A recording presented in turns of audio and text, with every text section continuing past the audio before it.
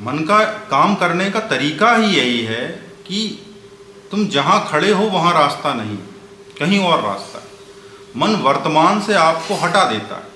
मन का काम ही ऐसे होता है, वो एक इंस्ट्रूमेंट की तरह, माइंड एक इंस्ट्रूमेंट की तरह है और वो ऐसे काम करता है कि आपको, आप जहाँ हैं वहाँ से खिसका देता है। तो आप यदि बिजनेस कर रहे हो, आप यदि स्टूडेंट हो, आप जहाँ भी हो, आपको कहेगा कि ये ठीक नहीं है, कुछ और है वो ठीक है, तो वो आपको उस तरफ खिसका देता है। तो आप उसकी गहराई में, पूर्णता में आप कभी कभी ही होते हो, अधिकांशतः वह आपके ऊपर जीत जाता है।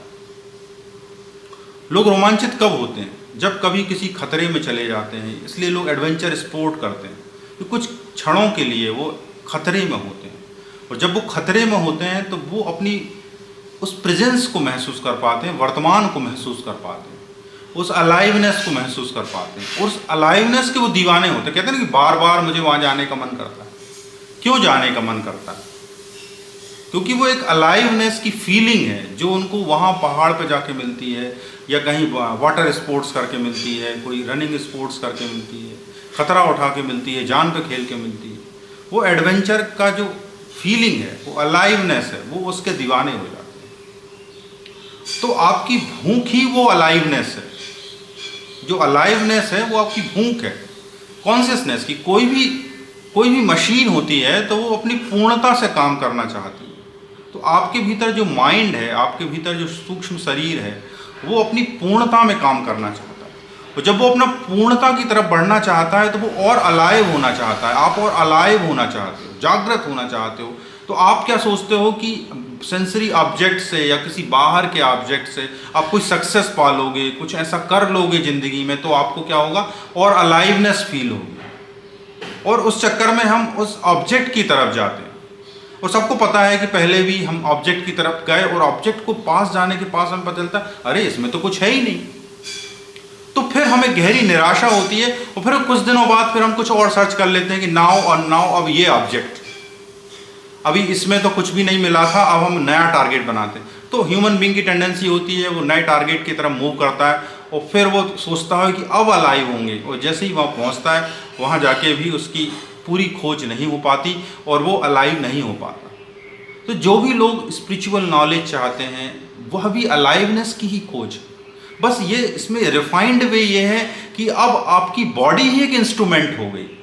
अब आप किसी ऑब्जेक्ट की तरफ नहीं भाग रहे हो, आप समझ गए कि aliveness is your own nature, और आपकी बॉडी आपका एक इंस्ट्रूमेंट हो गई। जैसे कि मेरा, मान लीजिए मैं हूँ, तो मैं यदि ये सीख जाऊँ कि मुझे अलाइव रहने के लिए कहीं बाहर जाने की ज़रूरत नहीं है, किसी ऑब्जेक्ट की तलाश नहीं है, और मैं इस बॉडी के भीतर अपने आप अलाइव रह सकता हूँ, अपने आप को और जीवंत महसूस कर सकता हूँ, अपने आप को और रोमांचक महसूस कर सकता हूँ, अपने आप को और प्रेजेंस में महसूस कर सकता हूँ, तो मेरी जो बीइंग होगी वो खिल जाएगी और मैं उसमें सेटिस्फाई महसूस कर सकूँ।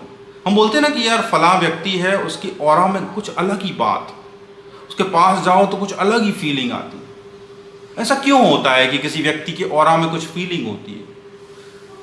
हम बोलते हैं कि मैहर बाबा की स्टोरी है कि मैहर बाबा कभी बोलते नहीं थे। मैहर बाबा अपने पूरे ड्यूरेशन में, जब भारत और बाहर भी वो गए, वो एक स्लेट रखते थे और उस स्लेट से वो कुछ लिख देते थे और उनको जो भी आसपास होते थे उनकी बात पहुंच जाती थी। आप सोच सकते हैं कि कम्युनिकेशन का सारा मीडियम उनकी बीइंग थी, उनकी आभा मंडल, या उनका तुम कह सकते हो कि उनका ऊर्जा क्षेत्र इतना गहरा था कि लोग प्रभावित होते थे, उनकी वृत्तियां शांत होती थी, लोगों को अच्छा फील होता था। वो केवल इतना ही करते थे, उनके पास कोई आता था बस बैठा रहता था। तो मैहर बाबा की बीइंग में ऐसा क्या हो गया? ना तो वो किसी फैक्ट्री के मालिक हो गए, ना वो उनने ऐसा कुछ कर लिया, ना उनने कोई एक्स्ट्रा ऑर्डिनरी चीज़ खोजी, उनने भीतर का वो विज्ञान खोज लिया। भीतर का क्या विज्ञान था? उनके भीतर एक विज्ञान छुपा था कि अपने भीतर की जो ऊर्जा है, अपने भीतर की जो प्राण शक्ति है, उसको भीतर ही भीतर कैसे एंजॉय करें। बोलते हैं ना, ब्रह्म को ब्रह्म में विसर्जित करके योगी आनंद में लीन होता है। तो मैहर बाबा भी ऐसे ही मज़े में रहते थे, उनको किसी और ऑब्जेक्ट की ज़रूरत नहीं पड़ती थी। तो मन जो होता है वो हमें हमेशा सेंसरी या प्लेजर की तरफ या किसी ऑब्जेक्ट की तरफ दौड़ाता है, और चूंकि हम उसके इस टाइप को नहीं जानते हैं तो हम उसके हिसाब से दौड़ते रहते हैं। जो भी व्यक्ति माइंड के इस नेचर को जान जाता है वह फिर शांत होने लगता है। उसके शांत होने का कुल इतना मतलब है कि वो इस माइंड की फंक्शनिंग को समझ जाता है कि माइंड ऐसे काम करता है और अब मैं और अधिक इस माइंड के चक्कर में नहीं पड़ूंगा, और ऐसे करके धीरे धीरे वो शांत हो जाता है। और ये वो बहुत कठिन बात नहीं है कि ऐसा भी नहीं है कि कोई सतयुग में, त्रेता युग में, द्वापर युग में जो आपने बड़ी बड़ी बातें पढ़ी होंगी, महायोगी हुए और ये हुए। भाई आपके भीतर भी माइंड है, आपके भीतर भी इंस्ट्रूमेंट है, आपके भीतर भी इंटेलिजेंस है, आपके भीतर भी बुद्धि, आपके पास उतना ही गहरा अवसर है जितना किसी और के पास था। तो आप यदि थोड़ा सा कोशिश करेंगे, थोड़ा सा खुद को देखेंगे, जानेंगे, कहीं ना कहीं से वो क्लू आपको मिल सकता है, और फिर आप अपने भीतर को जान सकते हो। जैसे आप भीतर को जान सकते हो, उसके व्यवहार को जान सकते हो, वैसे आप माइंड के अलग अलग चाबियों को जानते चले जाओगे, और जितना गहरे में जानते चले जाओगे उतनी ऊर्जा के मालिक हो जाओगे, उतनी ऊर्जा आपके अंदर बनी रहेगी, क्योंकि वेस्ट नहीं होगी। सारी की सारी वेस्ट हो जाती, बेमतलब बोल रहे हैं, बेमतलब खा रहे हैं, बेमतलब के काम कर रहे हैं, व्यर्थ की जो ऊर्जा, जीवन शक्ति जो भीतर है वो पूरी नष्ट हो जाती है। और यदि उसको नष्ट होने से बचाना है तो उसकी कार्य प्रणाली को समझना पड़ेगा। जो उस व्यक्ति इस कार्य प्रणाली को समझ जाता है वह जीवन में परमानंद को अनुभव कर पाता है। आशा करता हूँ कि आप इस विषय पर विचार करेंगे, इस विषय को समझने की कोशिश करेंगे, कुछ परिश्रम करेंगे, और हो सकता है कि आपके जीवन में भी ऊर्जा का वो स्रोत जो आपके पास है वो खुल जाए और आप उस ऊर्जा के स्रोत को आनंद ले सकें।